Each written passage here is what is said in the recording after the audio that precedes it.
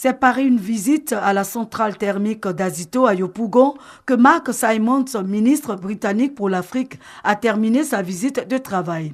Il s'est dit impressionné par cette structure qui produit de l'électricité afin de la fournir à la compagnie ivoirienne d'électricité pour distribution. Auparavant, il s'est d'abord rendu au ministère de l'Industrie et ensuite au ministère d'État, ministère des Affaires étrangères. Avec les deux ministres, les échanges ont porté sur le raffermissement de la coopération entre la Côte d'Ivoire et la Grande-Bretagne. Les questions d'infrastructure, d'énergie, de mines, d'éducation et de formation ont été abordées. And I've been very impressed by everything that I've seen in my short time here in Côte d'Ivoire. J'ai été très impressionné par ce que j'ai vu en Côte d'Ivoire pendant un séjour si court. J'espère que ce partenariat à haut niveau va apporter beaucoup plus d'investissements de la Grande-Bretagne pour aider la Côte d'Ivoire à se développer économiquement et créer des emplois pour les jeunes. Pour les ministres, cette visite vient à point nommé. On a eu donc des discussions extrêmement positives.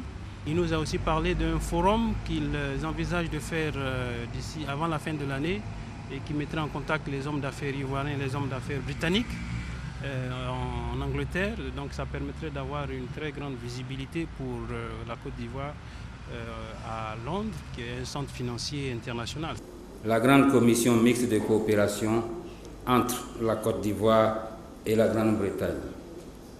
Nous pensons que très rapidement, ce cadre global devrait faire l'objet d'actualisation, de redynamisation pour permettre qu'il y ait des accords spécifiques à l'intérieur de ce cadre global.